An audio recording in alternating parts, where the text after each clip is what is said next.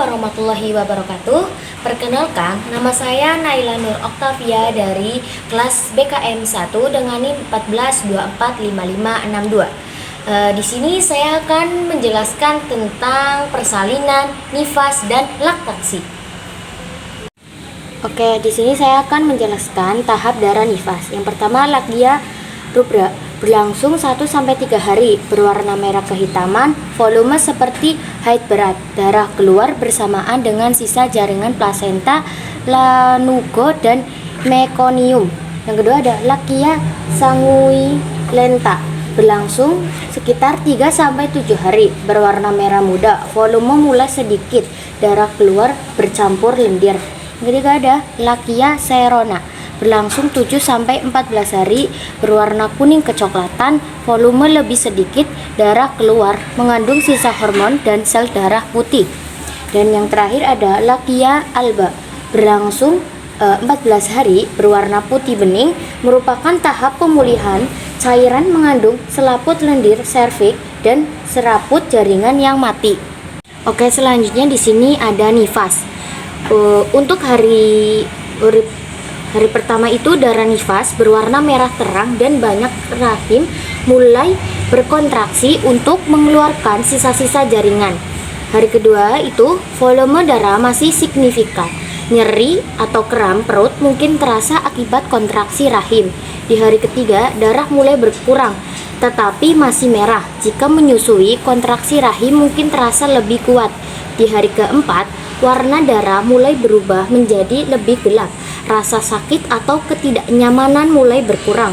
Di hari kelima itu volume darah semakin berkurang yang berwarna kecoklatan, tubuh mulai beradaptasi dengan pemulihan. Di hari keenam itu darah bisa menjadi lebih ringan atau coklat muda.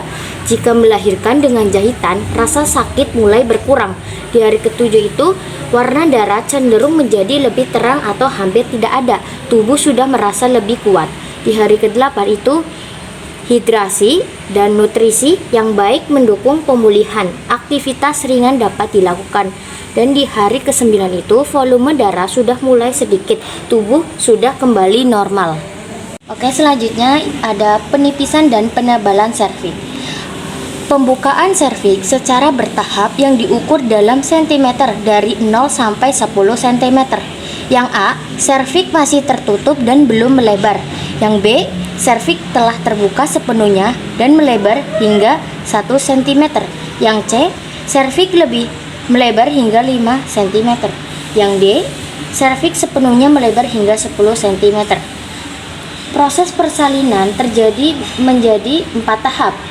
Yang pertama itu kala 1 atau tahap 1, pembukaan rahim akibat adanya kontraksi, yaitu pembukaan 1 sampai 10 yang dimana setiap pembukaan terjadi selama 2 jam.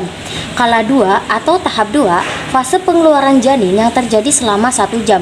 Kala 3 atau tahap 3, pengeluaran plasenta yang terjadi selama 6 sampai 15 menit. Kala 4 atau tahap 4, setelah plasenta lahir, observasi untuk ibu 2 jam. Oke, selanjutnya di sini ada proses laktasi.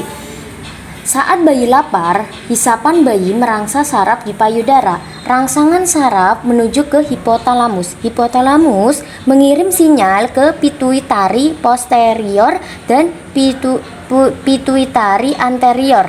Nah, pituitari posterior ini menghasilkan oksitosin, menyebabkan kontraksi otot di sekitar alveoli sehingga ASI terdorong keluar melalui kelenjar susu.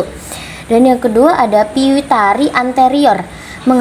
Pituitari anterior ini menghasilkan prolaktin, merangsang sel alveoli di kelenjar susu untuk memproduksi. Dan di sini ada kelenjar susu, sel otot, sel alveoli dan nuklus. Selanjutnya ini ada anatomi payudara. Di bagian sini ada dinding toraks, melindungi organ-organ vital di dalam organ dada. Di bagian sini ada otot dada, menopang dan membantu gerakan.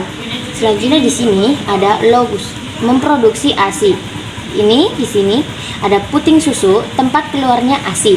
Terus di sebelah sini ada areola, melindungi puting, membantu saat menyusui.